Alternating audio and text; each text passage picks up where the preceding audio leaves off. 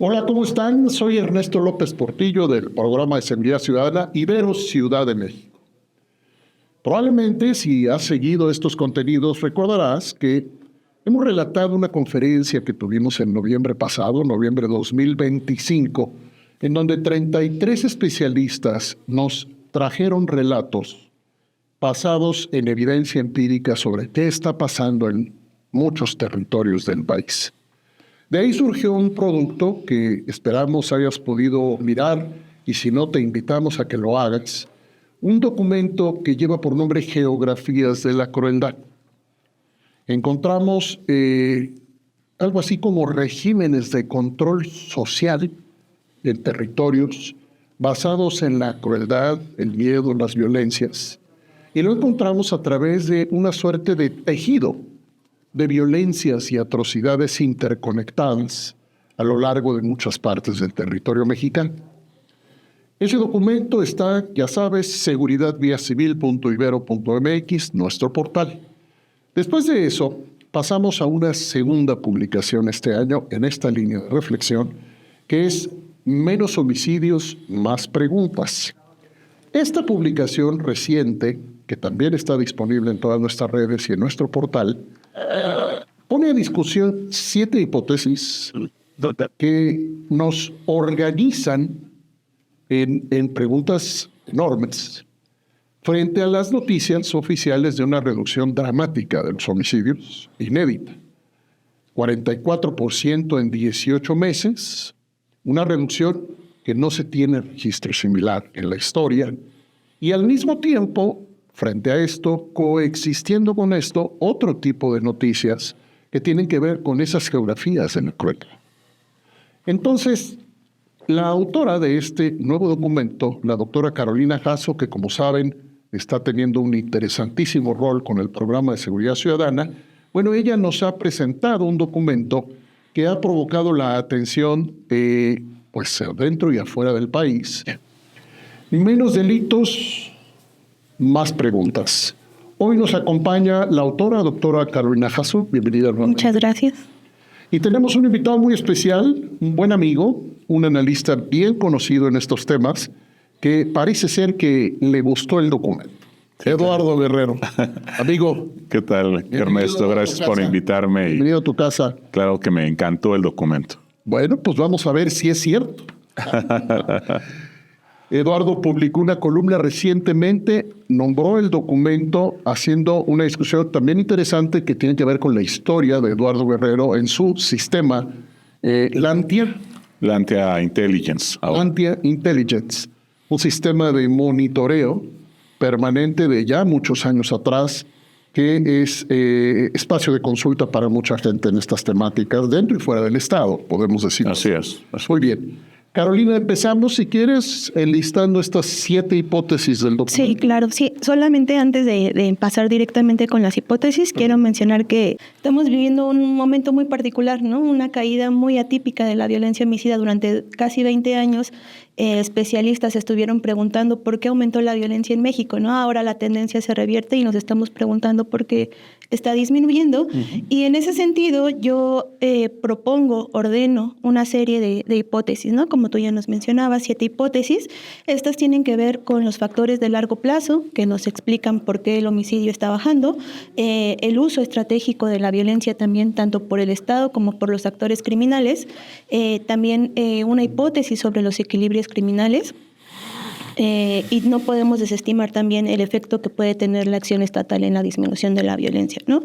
Tenemos también otro conjunto de hipótesis al respecto que tienen que ver con el cambio en las modalidades de la violencia, de cómo se configura la relación entre el homicidio, la desaparición de personas, la extorsión, el reclutamiento forzado, que es un tema que estamos discutiendo actualmente. Y bueno, también lo que nos dice la evidencia a nivel internacional es que todos los registros, independientemente de cómo se estén construyendo, tienen algún grado de sesgo, ¿no? Algún grado de subregistro, que también, digamos, podría ser una de las hipótesis que habría que comprobar en este contexto. Y finalmente, pues también sobre la concentración del crimen. Entonces, dos alertas, digamos. No debemos hablar solo de homicidios, alerta 1. Y 2, no debemos hablar solo de si hay un problema en el registro de homicidios. tenemos que hablar de muchas cosas más. Y esto es lo que el documento propone, es lo que nosotros hemos considerado un salto cualitativo en la discusión, Lalo, donde se propone abrir la mirada, subir más cosas a la mesa y organizarlas. Cuéntanos tu experiencia con el documento. Bueno, a mí me gusta el documento porque es un documento de mucha claridad, con un lenguaje sencillo. No es un trabajo académico que busque no ser accesible. Al contrario, yo creo que es un gran material de difusión para los versados, obviamente, en las ciencias sociales, ¿no? Tampoco es para un ingeniero civil, ¿no? Pero lo que me gusta mucho del escrito es que repasa justamente estas hipótesis. Sí son en realidad muchas de las más típicas, y me gusta mucho el ejercicio que hace Carolina de analizarlas, de desmenuzarlas, de ver dónde hay o no evidencia que pueda utilizarse para ver qué tan verificables son estas hipótesis y su relevancia y poder explicativo actual. Obviamente son muchas hipótesis para decir, por ejemplo, con todas estas hipótesis ya explicamos el problema, porque para empezar, como bien indica Carolina en su texto, muchas de estas no parecen en realidad tener mucha tracción para explicar esta caída del 22% anual, ¿no? Aunque el gobierno presume un 44%, se trata de promedios diarios de meses escogidos por ellos, lo cual se vale, ¿no? Pero es un trabajo de marketing político del gobierno. Si somos más conservadores y vamos a las mejores prácticas en materia de uso de datos, de exhibición, de comparaciones, pues son comparaciones anuales para reducir el ruido, digamos, estadístico de los datos que te generan estas comparaciones mensuales, ¿no? Entonces, en realidad, justo es la disminución del 22%, que es la mitad del 44% que ellos están ahorita presumiendo, ¿no? Ahora, hay algo que creo que, es un documento que creo que tiene mucho futuro porque creo que se puede ir enriqueciendo y robusteciendo mucho. Yo creo que lo que le faltaría de entrada, una simple sugerencia, ¿no? Es cómo el crimen organizado mexicano y esta crisis de violencia mexicana tiene aspectos excepcionales, ¿no? Yo no sé de otro país en el mundo, y ya llevo muchos años en esto, que haya registrado un aumento de la violencia como México en 4 años del 200%, como sucedió entre 2007 y 2011, ¿no? Donde se triplicó la tasa de homicidios en México. Cuando vinieron los grandes especialistas a México a examinar el fenómeno, francamente se encogían de hombros y decían, no puede ser, o sea, el crimen organizado por naturaleza ejerce discretamente la violencia, no podemos... ¿Qué está pasando en México que están siendo tan violentos y abiertamente violentos, ¿no? Porque aunque en algunas zonas efectivamente escondían los cadáveres en fosas clandestinas para disimular la violencia y aparentar que no había sucedido nada, en otros lugares, pues acuérdense, colocaban las cabezas en las glorietas, en las fuentes de los bulevares, ¿no? Los cuerpos colgaban de puentes peatonales, justamente tratando de exhibir esta capacidad de violencia para sembrar miedo en la sociedad, ¿no? Y nos dimos cuenta que además de muchos otros negocios criminales, la extorsión es un delito que justo a ellos les exige este trabajo de marketing criminal, en donde ellos tienen que estar mostrando su capacidad para producir violencia, justamente para extraer de manera más eficiente las rentas extorsivas de los distintos públicos que ellos, amenazan y de donde extraen sus rentas, ¿no?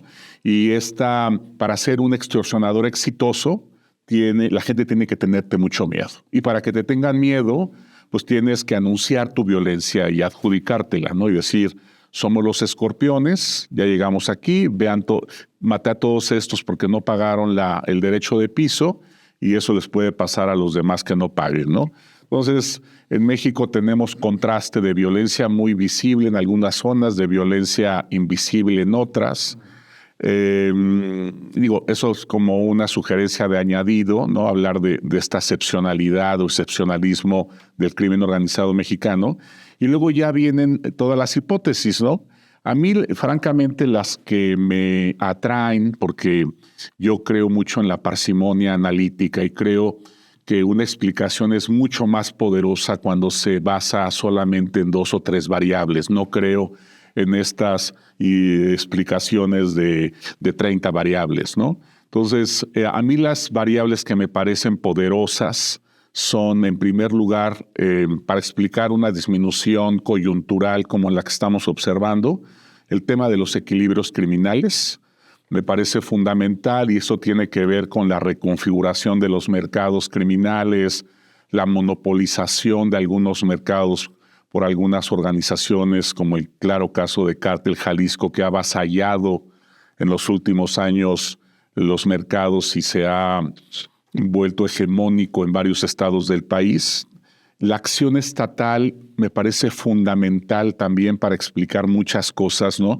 Por ejemplo, yo atribuyo a la política de decapitación de Felipe Calderón la ola de violencia inicial, ¿no? Veníamos de sexenios donde solamente se capturaban 2 o 3 cabezas cada 6 años de alto nivel y con Felipe Calderón fueron casi 40 entre abatimientos y capturas de alto perfil, lo cual pues faccionalizó el mundo criminal mexicano y generó todas estas guerras que multiplicaron la violencia, ¿no? Mi última revisión me enseña de 7 carteles grandes a hasta 500 organizaciones de diferente tamaño hoy. En tu conteo, ¿tienes una síntesis de qué estamos hablando? Sí, el número que tú estás mencionando es casi exacto. Son cerca de 500. Y justamente ayer un buen corresponsal extranjero me hizo esa misma pregunta y casualmente hicimos el conteo porque nosotros clasificamos en Lantia Intelligence a las organizaciones criminales en 3 grandes categorías, que son cárteles que tienen presencia entre 16 y 32 estados del país. Son cuasi nacionales, de presencia cuasi nacional. Luego tenemos a las mafias, que son organizaciones que están presentes en un máximo de 15 estados. Son organizaciones regionales. Y luego tenemos a las bandas, que tienen presencia únicamente en municipios de un solo estado. Entonces, para que tengan una idea, en el conteo más reciente de Lantia tenemos 4 cárteles mexicanos que tienen presencia en 16 o más estados. Tenemos 78 mafias que tienen presencia en un máximo de 15 estados y tenemos 423 organizaciones criminales que tienen presencia en municipios de un solo estado. Entonces, el total, pues sí, creo que es un poquitito más de 500, ¿no? 500 en números redondos, ¿no? ¿Qué es en cuánto tiempo? Este es el último corte. Esto ha ido creciendo. Se ha ido fragmentando el mercado criminal. Porque es importante, creo que la velocidad del proceso de fragmentación. Sí, yo mira, de bote pronto yo te diría que si comparáramos el número de organizaciones a finales del sexenio de Calderón con las que hay ahorita, se han duplicado el número. O sea, yo con Calderón calculo que a fines de Calderón andábamos por las 250 y creo que ahora tenemos justo 500. Ahora, lo interesante es que este número tan abultado de 423 corresponden justamente a las bandas con presencia municipal únicamente. Me interesa mucho a la gente que nos acompaña decirle que aquí también hay que salirnos de la pregunta de si el Estado está resolviendo o no el problema. Pueden pasar muchas otras cosas, es lo que quiero decir.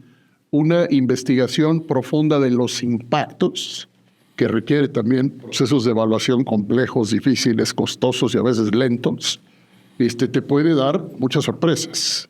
Entonces, siguiendo, Lalo, con tu mirada respecto a esa categoría o esa hipótesis de Carolina, de la acción del Estado, ¿tu conclusión cuál es en este momento? Ahorita la acción del gobierno mexicano sí ha tenido un impacto importante, el tener a un equipo profesional ahora, en contraste con el que tuvimos el sexenio pasado de operadores políticos, y el equipo que trae Omar García Harfuch, sí, sin duda, me parece que trae un impacto importante, ¿no?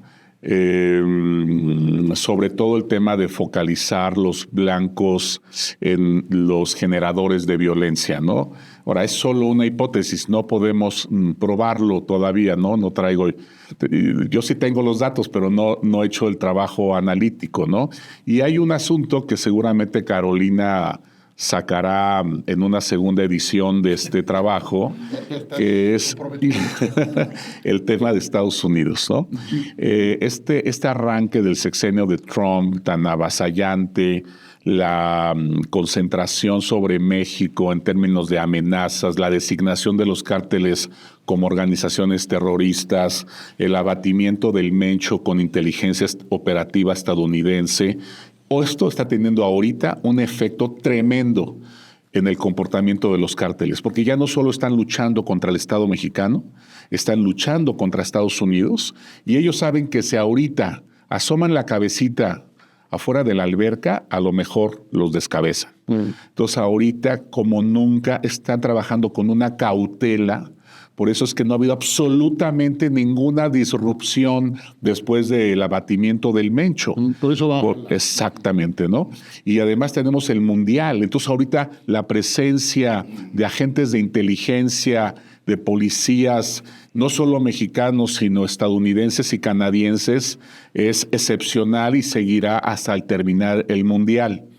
Ya veremos si al finalizar el Mundial se relaja un poco la cosa y empieza a haber la inconformidad de algún delegado regional de Cártel Jalisco que no esté contento con su relevo o su rotación a otro estado, porque sin duda el nuevo mandamás de Cártel Jalisco va a hacer mucho movimiento de delegados regionales, ¿no? Nemesio Ceguera tenía a sus grandes cuates y a sus compadres como delegados regionales, ¿no? Uh-huh. Hay como varias experiencias que tenemos que poner en la mesa con este documento, Carolina. La experiencia del Estado, la experiencia de las instituciones operadoras, que nos hacen muchas preguntas, la experiencia de las organizaciones en estas varias dimensiones de las que habla Lalo, pero la experiencia de la gente. La experiencia de la gente, me interesa aquí que nos ayudes, Carolina, a ir un poco más a fondo en tus hipótesis, especialmente a partir de las noticias que recibimos en Geografías de la Crueldad, en donde la pregunta de qué le está pasando a las violencias desde el programa de seguridad ciudadana pasa principalmente por la experiencia de las víctimas. Sí, ¿Qué le está pasando a las víctimas? Claro, sí, yo justamente, digamos, el primer movimiento analítico que tendríamos que hacer en este momento es desplazarnos un poco, de centrarnos simplemente en el homicidio para mirar qué otras violencias están ocurriendo, ¿no? Entender la violencia en un sentido amplio y también entender cuál es la función social de la violencia. Eso es fundamental. Porque si solamente nos concentramos en el fenómeno de la violencia homicida, bueno, estamos viendo que está disminuyendo, ¿no? Y obviamente que menos violencia letal es una excelente noticia, porque como apunto en el texto, se traduce en más de 13,000 víctimas menos, ¿no? Pero a partir también, digamos, de esta lectura cruzada con ambos documentos, estamos viendo, ¿no?, cómo la crisis de personas desaparecidas está emergiendo como nunca antes. También tenemos este nuevo fenómeno del reclutamiento forzado, ¿no?, que también está muy vinculado con la desaparición de personas. O sea, no podemos entender las violencias de manera separada. Es como un encadenamiento de una violencia tras otra que incluso puede culminar, ¿no?, en el evento homicida, pero no siempre es así. Entonces, precisamente también tenemos otros fenómenos de los que hay que estar pendientes, como es el desplazamiento forzado, ¿no? Hay también una concentración muy particular en las zonas donde el crimen organizado tiene mayor presencia, en las zonas serranas. Hay un montón de desplazamiento forzado. Es también voltear la mirada hacia las víctimas de todas estas múltiples violencias. Eso también, digamos, es una lectura que invita de manera paralela el texto, sobre todo con el tema de la desaparición de personas. Por cierto, el Programa de Seguridad Ciudadana ha dado a conocer recientemente el cuarto documento de sus ejercicios que llamamos Aula en Acción, y este es sobre extorsión. Ajá. Entonces, por ejemplo, vino Oparmex y nos hablaba de sus registros. 1 de cada 2 empresarios les ha reportado a ellos la experiencia de la extorsión. Esa masificación, Lalo, que por cierto, que invito a leer con mucha atención cómo nos explicaron el abaratamiento del secuestro hacia la extorsión. Lo que te cuesta secuestrar y lo que te cuesta extorsionar. La verdad es que es descorazonador mirar un relato de tal nivel de facilidad como ellos lo han podido registrar en la extorsión. Digamos, el acceso a las violencias y el delito que genera tal consecuencia en dimensión social con bajo costo. En esa lectura, Lalo, ayúdanos un poco en tu mirada, porque tú, a diferencia de otros analistas, de pronto haces distinciones muy claras entre las respuestas del Estado. De pronto tú has dicho, en tal lugar se organizó el Estado y logró algo. Acá no. Cuando logra el Estado, ¿qué? Esa sería la pregunta concreta. Tenemos mejores estándares de protección para esa gente que está hoy en tantos lugares desamparada. Cuando sucede, ¿qué en términos de reorganización del Estado? Bueno, mira, en primer lugar, sin duda, el tema de la inteligencia, y de tener información fiable y saber qué está sucediendo, ¿no? Para que no des palos de ciego. Tú puedes tener una gran policía, pero si esa policía no tiene una buena generación de inteligencia, no cuenta con la inteligencia social, pues entonces es una policía que tiene los ojos vendados, ¿no? Entonces yo diría que ese es un asunto central, la inteligencia. Por ejemplo, el tema que mencionabas ahorita de extorsión. Más o menos, yo tengo a muchos amigos que negocian con extorsionadores por solicitud de la víctima, ¿no? Lo que él me dice es, de cada 10 extorsiones, solo una es el agente extorsionador es un grupo criminal en serio. ¿1 de 10? Una de 10 es tarántula y las otras 9 son cucarachas. Así dice mi amigo. No me digas. Así dice. Vaya. Entonces me dice, es muy importante saber cuándo se trata de un escorpión o de una tarántula y cuándo son las cucarachas, ¿no? Para eso necesitas inteligencia, ¿no? Y él tiene, bueno, una serie de indicadores interesantes, ¿no? El tipo de armas que portan, cómo se transportan, la preparación que tienen, etcétera, cuando van justamente a tener un diálogo para solicitar estas rentas mensuales, etcétera, ¿no? Si me permites, hay un tema que aborda Carolina en el documento de sustitución de crímenes. Ella, por ejemplo, dice que hay una corriente de opinión entre los especialistas en donde dicen, bueno, es que ahora sí ha disminuido el homicidio, pero están desapareciendo muchas personas. Entonces hay una sustitución, ¿no? Y es muy cuidadosa Carolina cuando aborda ese tema y nos explica que son 2 categorías distintas, con naturaleza incluso distinta. La desaparición en ocasiones es un homicidio, pero en otras ocasiones tiene que ver con reclutamiento criminal. De hecho, ella da información diciendo que ahorita hay un auge del problema de reclutamiento criminal, lo cual me parece muy acertado. Y hay otra cosa que a mí esto me parte el corazón, que es el tema de las mujeres desaparecidas. Estas jovencitas tienen un destino atroz, ¿no? Que es o ir a hacer servicios domésticos a las células criminales, a los campamentos criminales, ya sea desde preparar la comida, hacer las camas, hasta proveer servicios sexuales, ¿no? Porque los sicarios son hombres jóvenes que demandan a sus jefes que les lleven mujeres para tener relaciones sexuales. Y luego está la otra vertiente también, en donde se las llevan a centros de trata sexual, tanto domésticos como extranjeros, ¿no? Entonces ahí es una realidad atroz. Por eso digamos, configuración fisonómica de las mujeres, su rostro, su cuerpo, todas tienen un patrón muy claro. Son mujeres delgadas, son mujeres de pelo largo, de frente amplia, ojos grandes, en fin, que responden a un perfil de estético, ¿no? Que es el que prefieren los sicarios.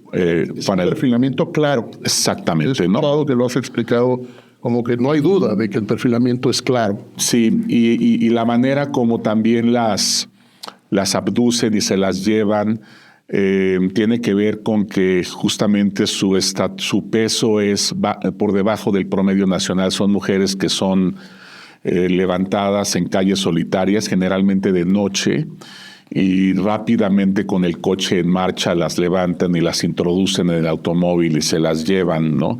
Los sicarios que son reclutados, los jóvenes, tienen justamente una fisonomía contrastante porque son jóvenes altos, más altos que el promedio, más pesados, son robustos, y justamente esta configuración, esta fisonomía tiene que ver con el tipo de trabajo que están destinados a desempeñar en el cártel o en la mafia, que es el de custodios de casas de seguridad, sicarios, etcétera, ¿no?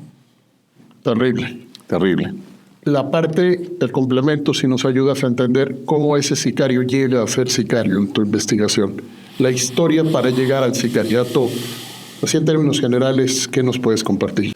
Mira, lo que quizás valdría destacar en esta charla donde tenemos el tiempo limitado es que ellos pasan una prueba de carácter, ¿no? Después de que, digamos, aprobaron los parámetros físicos, tienen que ver si tiene el carácter para ser un sicario, si se puede soportar cierto tipo de dolor, si puede él ejecutar ciertos rituales de crueldad, como tú mencionas, ¿no?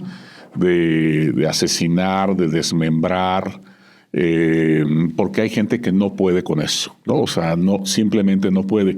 Y es muy triste porque esos jóvenes que no aprueban esas pruebas de crueldad son asesinados y son enterrados en fosas clandestinas, aunque hayan tenido la edad y el cuerpo, digamos, para ser sicarios, ¿no? Entonces, esa es una parte terrible. Hay mucha evidencia incidental o anecdótica de que a veces los ponen, por ejemplo, a jugar cierto tipo de juegos crueles, por ejemplo, batallas con bats, en donde eso sucedió en San Fernando, en aquel evento del camión de pasajeros en donde fueron casi asesinados todos, pero los pusieron a pelear con bats, a ver quién sobrevivía.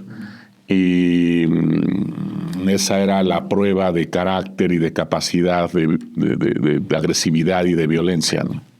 Yo he relatado hace mucho tiempo, cuando empezamos a decir, cuando empezaron a surgir las noticias de las fosas, decíamos, no se acumularán en algún momento homicidios no contabilizados, y no nos hacían mucho caso. Hace muchos años, ¿no? El estándar de contabilidad y de comparación internacional es ese, y no discutas más. Bueno, ya estamos en otro momento. Nos hablas un poquito, Carolina, y luego vamos contigo, Lalo, ya en nuestra última ronda. ¿Qué fenómenos intervienen en la posibilidad de que haya homicidios violentos no contabilizados? Sí, los elementos que confluyen ahí pueden ser varios, ¿no? De entrada de tipo administrativo, cómo se están categorizando, cómo se están clasificando, también las capacidades que tienen los servicios médicos forenses para poder determinar con precisión los mecanismos, incluso institucionalmente, la cultura institucional nos puede dar pistas sobre esto, ¿no? En la literatura internacional, como ya les comentaba, existe esta premisa de que en cualquier sistema de registro puede haber algún grado de subregistro. El caso de Brasil. ¿No? Sí, en Brasil precisamente unos investigadores, Cerqueira y Lins, utilizaron metodologías para estimar el subregistro potencial de las muertes violentas en Brasil, ¿no? Y los hallazgos para varias ciudades brasileñas es que incluso hay un subregistro del 50%.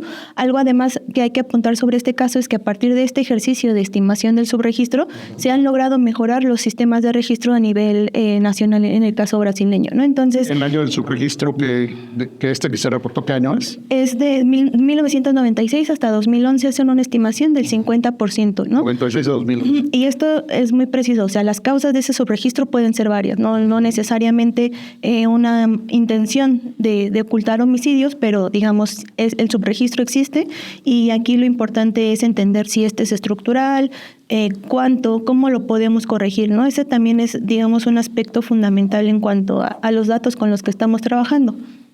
Es buen momento para recordar que le estamos proponiendo al Estado mexicano, particularmente al Secretario Ejecutivo del Estado Nacional de Seguridad Pública, hacer ejercicios de esta naturaleza.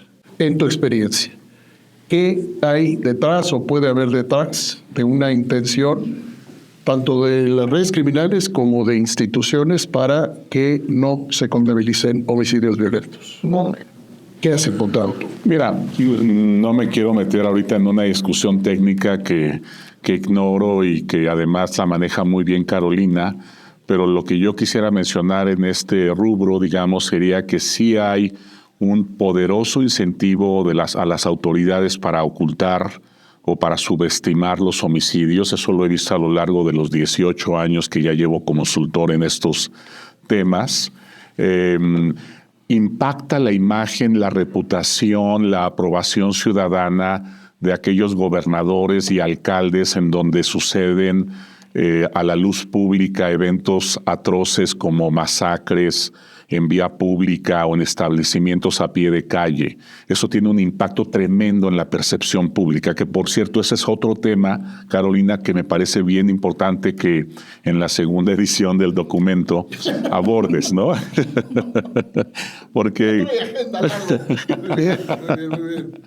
en mi último artículo del Financiero, mi estimado Ernesto, comento que en la Ciudad de México, donde estuvieron la presidenta Sheinbaum y Omar García como autoridades, redujeron los homicidios y mejoró mucho la percepción de seguridad. Más de 20 puntos, 21 puntos, según las encuestas del INEGI. Aquí, a pesar de que supuestamente ya también llevamos una gran reducción, no supuestamente, tenemos el 22% de reducción de homicidios de 24 o 25, pero tenemos un aumento en la percepción de inseguridad.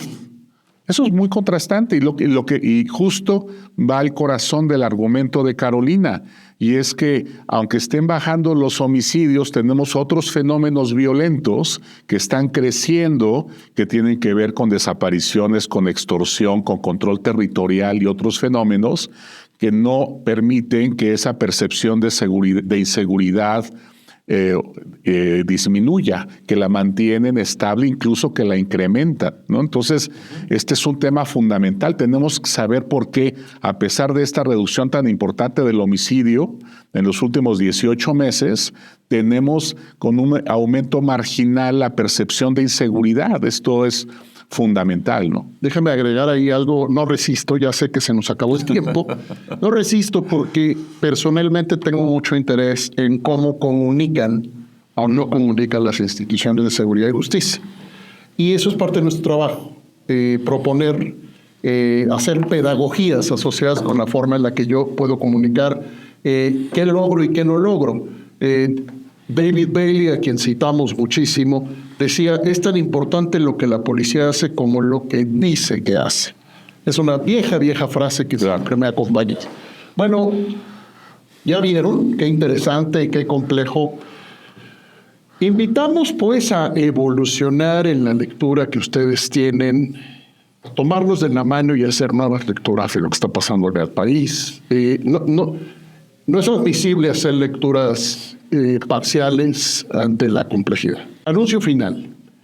Vienen aquí grabaciones, las siguientes, sobre el avance de la ideología de la derecha y los derechos humanos vistos desde la seguridad en América Latina. Va a venir la gente a esta mesa que ha hecho publicaciones sobre redes de macrocriminalidad, que dialoga completamente con todo lo que acabamos de hablar ahorita, También viene el periodismo a platicar de las zonas de silencio, qué son las zonas de silencio y también cómo se relaciona lo que estamos diciendo aquí. Y vamos también a hablar en un ángulo muy diferente de nuestra segunda convocatoria de buenas prácticas. Acuérdense, acabamos de publicar el informe final de la primera y en agosto de 2026 lanzaremos la segunda. Gracias a todas y a todos quienes nos acompañaron. Hasta la próxima.